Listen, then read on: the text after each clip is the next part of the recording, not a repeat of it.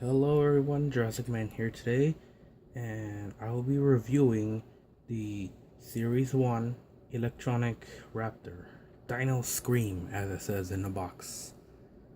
What do you expect? It's 90s, early 90s to be exact. So, as I was saying, this is a Series 1 toy, which means this came out during the original movie in 93. And for an original toy, is pretty good for an early 90s Raptor toy. Before that, you would have got. I never actually noticed, but I didn't even get to bother to see what old Raptors look like before Jurassic Park. The oldest one I could know is those that were from the dinosaurs Renaissance, but they still look kind of Jurassic Park, but yet look like sluggish lizards, but yet they're fast moving. So let's get right to it. The Raptor itself is a cool sculpt.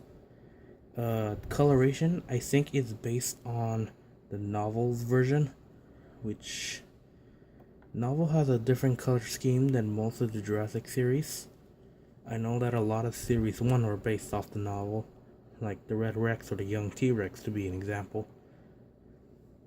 But as a series 1 electronic toy, this is actually not really a good electronic toy to be exact. I've seen better Raptor toys that are electronic, and I have one right now, but I'll show you later. So let's get right to the details. The Raptor is in this orange coloration throughout its body.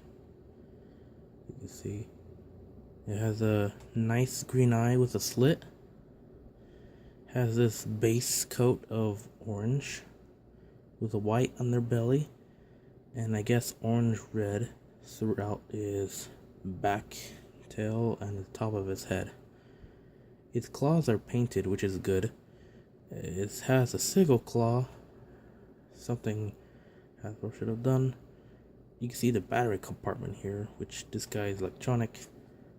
And I do like this guy has a really long tail. The details on here is very rugged, looks reptilian. And posability is very limited in this figure. There's only like a few posable parts of this animal. Its mouth is gaping open, and you can see throughout the light, there is a hole in there, and that's a speaker box, which is pretty cool. The speaker actually comes out of the mouth and not on the butt, like some other figures. So, electronic wise, it's good. How to activate this is very similar to certain Raptor series. I noticed that a lot of the action features are either in the back, underneath by the hip bone, on the leg, or the arm sometimes. Those seem to be the most prominent feature when it comes to Jurassic toys, where to activate the electronics. And recently we had it in the Dino Damage piece, which this guy does not have for an early toy. Okay, so electronics are very simple. You pull either one of these legs back, but I like pulling this one because it does a spring load attack, which I don't think is part of the toy. But here we go. You pull it back and it makes this scream.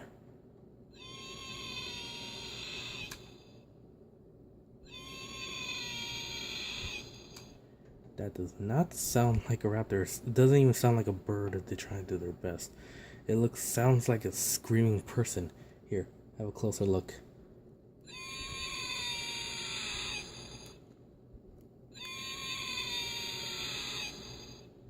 Sounds weird.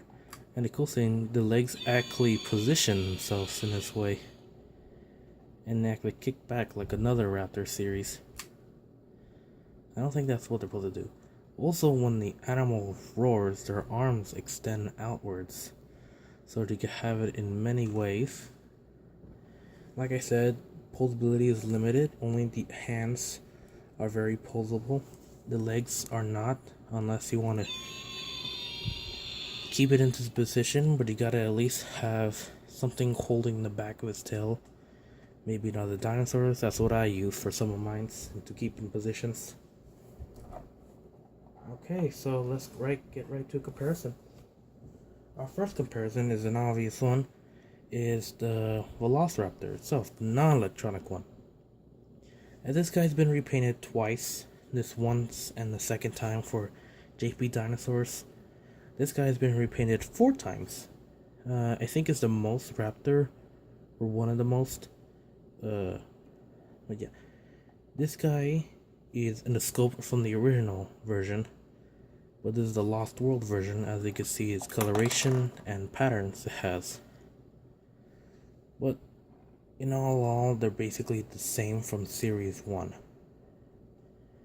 And they go well together, I guess, but this guy got a big head in this one. I like this one better.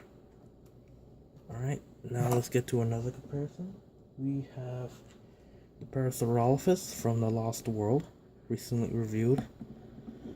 And scale-wise, it goes very well. Like I said, most dinosaurs have their electronic features on their backs or on their butts. For a raptor, pretty scales up nicely. These are play compatible, so there's that. And then let's get a human figure in here for a quickie. A 4-inch figure, Roland Temple. Don't worry, I'll have more human figures coming up soon. They're just awaiting. But it scales up nicely with the human figures. You can actually have both the raptors playing with each other, attacking the human.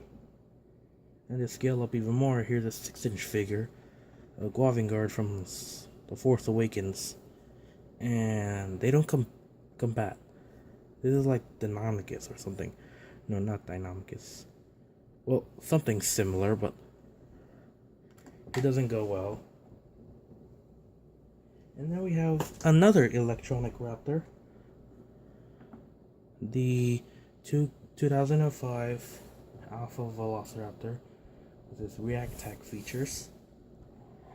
Now, if I had to choose one of these raptors, I'm sorry to say this, but it's the Alpha Raptor. I like the Alpha Raptor much better than this guy. This guy's pretty... Well, he is very vintage and very nostalgic to many people, but so is this. Because I ain't grew up with many of the Jurassic Park toys. I grew up with many Jurassic Park 3 toys and their resculpts. And this guy has better features. This guy opens his hand, this guy swipes his hand. Even though dino damage parts exposed like these are not very fan favorite, I like them anyways. Some of them are a bit obnoxious in a way, especially when they don't have electronic features. So yeah, there's that. Sorry.